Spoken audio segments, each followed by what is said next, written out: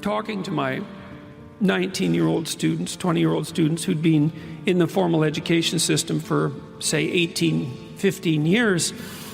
And what I realized, it was within a course I was teaching called Maps of Meaning, which was based on the first book that I wrote. And it's a book about how our existence, even our perceptions, our motivations, our emotions are grounded in narrative. They're grounded in stories. We'll pay money to go see movies, to be instructed by stories. It's a very deep part of our character.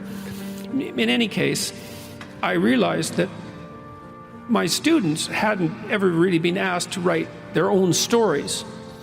And, you can write a story about who you've been, and you can write a story about who you are now, but you can also write a story about who you could be. And, they had written essays on all sorts of abstract topics and been asked to think, to some degree, deeply about those topics, but no one had ever sat them down and said explicitly, okay, look, kid, here's the deal. You can have what you want and need, assuming you're taking care of yourself, right? Assuming that you're starting out with the proper attitude towards yourself, which is that you're worthy of care and respect, and there's something to you that's valuable that at least could be developed. You need to give yourself that amount of credit, like you would with anyone that you might be willing to attempt to care for and love. And then the next question is, all right, you can have what you want, but you have to specify it. What would you like from your friends 3 to 5 years down the road? What would you like your friendship network to look like? What would you like to do? How would you like your career to shape itself? How are you going to take care of your family? And what about children and a long-term mate, a wife or a husband? What are you going to do with your time outside of work that's useful and engaging and meaningful and productive? How are you going to take care of yourself mentally and physically? And how are you going to withstand temptation so that it doesn't take you down in the particular way that temptation might take you down? And so you're asked to write a few sentences, not to be obsessive about it, but to sketch it out like a bad first draft, And then you're asked to write for 15 minutes. It's like, okay, it's 3 to 5 years down the road, and you have what you need and want to make your life what it needs to be, so that you can be a good person in the face of the suffering of life. What does it look like? And then we ask people to do the contrary, which I think is also useful, which is, all right, well, consider for a moment the multitude of your faults and the direction those faults could pull you in. And everyone knows that. Everyone has a sense of how they would fall apart in their own particular manner, with their own particular weaknesses. It's 3 to 5 years down the road, and you've let that part of your character dominate. What particular corner of hell is it that you're now occupying? And so now you have something to aim at. You have a purpose, right? And that's motivating. People need a purpose in life. You need a purpose neurochemically, because without a purpose, you don't feel any positive motivation or any positive emotion. Like, our positive emotion is linked to our pursuit of valuable goals. That's how our brains are set up. And so you need that positive goal, and also to stop you from being unduly uncertain and anxious because nothing is specified enough. And you need something to run away from. And so you can run away from the worst in you.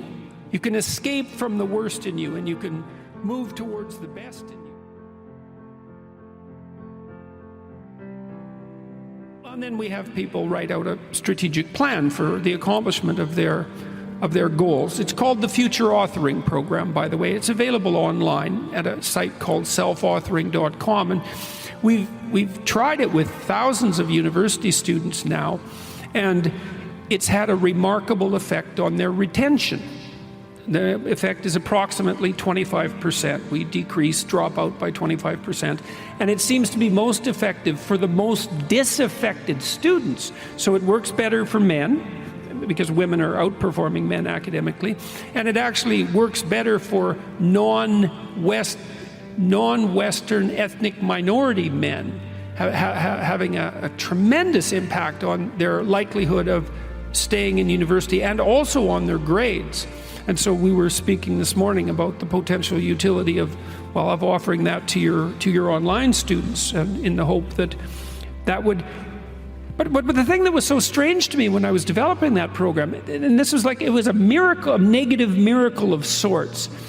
It just struck me as so palpably surreal that we would spend 15 years educating people and never once sit them down seriously and say, okay, look, you can craft yourself to some degree. You have the capacity to write your destiny, not in its entirety, but at least as a sequence of aims. And having done that, you need also to justify it. So, for example, one of the things we ask people to do once they've specified a goal is to say, well, okay, imagine you achieved this goal. Okay, so why is that good for you? Why is it good for your family? Why is it good for your community? Because if you want to be locked in on a goal in a manner that's sufficient to take you through the trials that will occur while you're pursuing this goal, especially if it's a high-order goal and it's difficult, then you need an explicit philosophy, a rationale for why this is worth pursuing. It's like, well, here's what it'll do for me in the sense of the development of my character and my capacity to deal with the world. And here's how it'll strengthen my family. And here's how it will benefit the community. And then, having formulated those arguments, you have that body of carefully articulated thought that enables you to chase away the doubts that will inevitably accrue as you're attempting to do something difficult. You have to negotiate with yourself, and you have to justify what you're doing carefully and philosophically, deeply, so that you have the commitment and the strength of character that enables you to push through times that are difficult. And so we discovered that hadn't been done, except in isolated cases.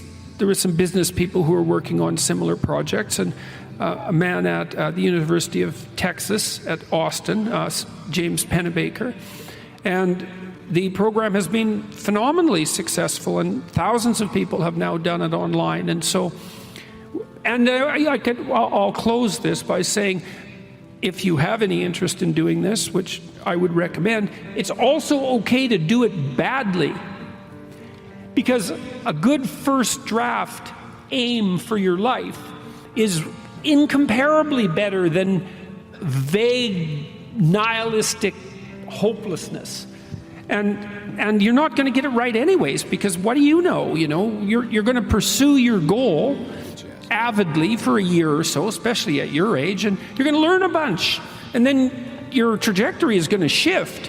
But it doesn't matter, because the trick is to get the process of moving forward toward the aim started, and then to have the humility to make course changes along the way as you inform yourself.